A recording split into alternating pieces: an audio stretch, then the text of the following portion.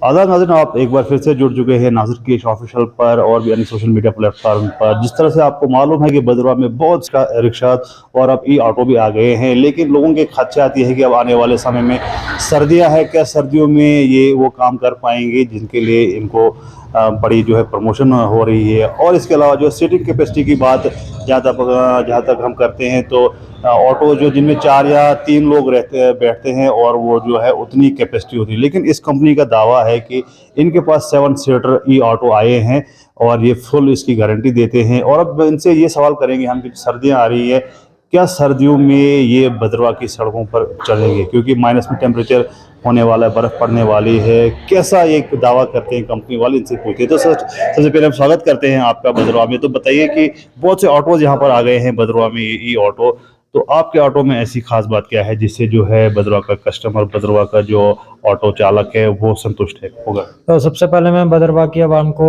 बहुत बहुत धन्यवाद कहता हूँ जिन्होंने मुझे यहाँ आने के लिए अपॉर्चुनिटी दी और यहाँ मेरे ऑटो को पसंद किया यहाँ पे।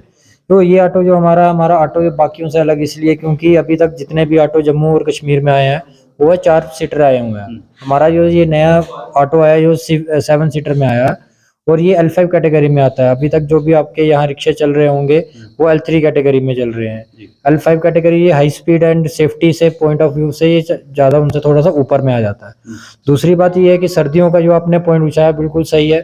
सर्दियों में थोड़ी सी दिक्कत आने वाली है क्योंकि लेड एसिड बैटरी में थोड़ी सी दिक्कत आती है, पर हमने कंपनी से बात करी है, उसके लिए हमने जो माहौल निकलवा रहे हैं वो लिथियम बैटरी का निकलवा रहे हैं, जो उसकी सर्दियों में जो खास करके उसकी एवरेज में कोई फर्क नहीं पड़ता। मैं भी विद इन ए वीक या 2 हफ्तों के अंदर अंदर हमारे पास लिथियम ऑटो भी आ रहे हैं यहाँ पे, तो वो चलेंगे, उससे कोई इशू नहीं आएगा। बस हमें क्या है, रास्ता क्लियर चाहिए। जो सर्दियों में माइनस टेम्परेचर जाता है आपका बर्फबारी के कारण, बर्फ होगी तो में भी दिक्कत हो सकती है, अदरवाइज रोड क्लियर होगी तो तब हमारे ऑटो को कोई दिक्कत नहीं होगी। यहाँ पे भदरवा में करीब करीब 150 के करीब ये ई रिक्शा और ई ऑटो आ गए हैं, लेकिन बहुत सी जगहों पे हमने ये भी देखा कि बहुत सारे ऑटो जो है मोड़ पे गिर गए, सवारियों को जो है परेशानी आई, सवारियां जख्मी हो गई, कई कई जगहों पे जो ऑटो रिवर्स करते करते भी गिर गए। तो इसमें क्या तकनीकी फॉल्ट, क्या ये कोई मतलब पर्टिकुलर ऑटो है या फिर सभी ऑटो का यही हाल है? नहीं, इसमें ई ऑटो में ई रिक्शा में बहुत ज़्यादा फर्क है क्योंकि ई रिक्शा जो आता है उसकी चौड़ाई थोड़ी सी कम होती है। इसकी चौड़ाई आप देख रहे हो, जैसे मेरे ऑटो की अभी चौड़ाई बहुत ज़्यादा है। ये 53 इंचीस इसमें डिफरेंशियल लगा हुआ है, जो बाकियों में 43 इंचीस आता है, जिसके कारण क्या है कि ये ऑटो पलटने की संभावना बिल्कुल जीरो होती है।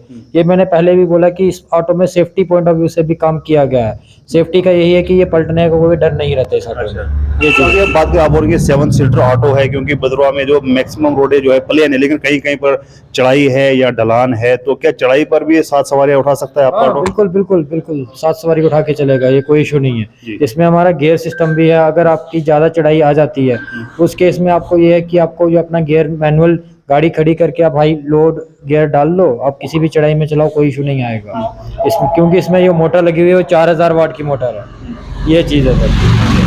तो अभी जो है आने वाले समय में क्या, आपने बोला थोड़ी सी दिक्कत आने वाली, लेकिन मोस्टली जो है प्रॉब्लम, आप लिथियम बैटरी भी आप इंट्रोड्यूस करने जा रहे हैं, तो क्या कस्टमर के लिए क्या आपका मैसेज होगा जो आपका ऑटो लेना चाहता है, क्योंकि भदरवा में अभी डिमांड काफ़ी बढ़ रही है? बिल्कुल जैसे जैसे आगे आगे हम देख रहे हैं कि हम देखते हैं लोकेशन के हिसाब से कि लोकेशन में कौन सी चीज़ सबसे सूटेबल रहती है, उस हिसाब से उस लोकेशन पे हम वो चीज़ उतारने की कोशिश करते हैं। अभी जैसे मैंने आपको पहले भी यही चीज़ बोली है कि हम यहाँ पे लिथियम बैटरी वाला ऑटो लेकर के आ रहे हैं, वो सर्दियों में आराम से काम करेगा, उसमें कोई इशू नहीं आएगा। तो आई रिक्वेस्ट सबको मैं यही कहना चाहूँगा कि आप लेड एसिड की जगह लिथियम में जाओ, जो आपके जल्दी चार्ज भी हो जाएगी। इसमें चार्जिंग टाइम लगता है 10 से 12 घंटे, वो 4 से 5 घंटे में चार्ज भी हो जाएगी, और यहाँ पे आपको वो सुटेबल भी रहेगी कि सर्दियों में भी उसका आउटपुट जो रेंज आएगा वो भी सबसे बढ़िया आएगा। तो आपकी कंपनी जो है लेटेस्ट ही यहाँ पे इंट्रोड्यूस हुई है कुछ ही महीने पहले, तो अभी जो है जो फीडबैक आपका आ रहा है, क्योंकि अलग अलग कंपनियाँ आ रही हैं, तो आपकी कंपनी का कैसा फीडबैक, यहाँ से कैसा रिस्पॉन्स आपको मिल रहा है? अभी मुझे भदरवा से काफ़ी अच्छा रिस्पांस मिला है। काफ़ी मैंने अभी ट्रेड आए हुए मेरे 10 से 15 दिन हुए हैं, और 15 दिन में मैंने यहाँ पे नियर अबाउट 15 से 20 ऑटो जो है सेल कर चुका हूँ। भदरवा डिस्ट्रिक्ट की बात कर रहा हूँ मैं, अगर बाकी डिस्ट्रिक्टों में मेरे सेल हुए हैं, तो इसका रिस्पांस काफ़ी अच्छा आ रहा है, लोगों ने अच्छा पसंद किया इस ऑटो को। तो मैं लोगों को भी बहुत बहुत धन्यवाद कहना चाहता हूँ कि जो हमें सपोर्ट कर रहे हैं और हमारी कंपनी को भी सपोर्ट कर रहे हैं। तो रिसेंटली एक ऑटो चालक था आप ही कोई कंपनी का, तो उनका मेरे को कॉल आया और उन्होंने कहा कि जो है ऑटो है वो जो है ARTO ने वो सीज किया हुआ है। तो कोई नंबर की दिक्कत थी, नंबर नहीं आ रहा था। उन्होंने बोला यार हमने जो किस्त भी कट रही है बैंक की, सब कुछ हम जो कंपनी के जो है फॉर्मेलिटी वो सब हमने दी, लेकिन उसके बावजूद हमारा जो ऑटो हमारी वो थोड़ा सा मैटर इशू है, वो ये था कि जैसे कोई भी कस्टमर आता हम डेमो बेस में देते हैं, वो डेमो के लिए ट्राई लेने के लिए गए थे और वहाँ पे किसी ने उनको ARTO साहब ने उनको पकड़ लिया और सीज कर लिया।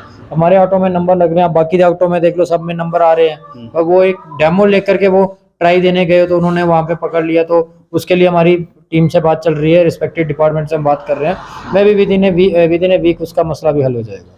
बदरवा में जो आपके जो हैं यहाँ पर जो सेल करते हैं ऑटो उमर साहब, तो क्या कहेंगे इनके बारे में, और जो कस्टमर हैं जो लेने वाला है उनके लिए आपका क्या रहेगा? बदरवा में मेरा जो सब पॉइंट है वो मेरे के यही उमर जी है, यहाँ पे देख रहे हैं, टेक केयर यही कर रहे हैं, मेरी यहाँ पे ब्रांच मैनेजर है, तो ये सारा का सारा यहीं पे सेल एंड सर्विस यहीं पे टेक केयर करेंगे ये सारी।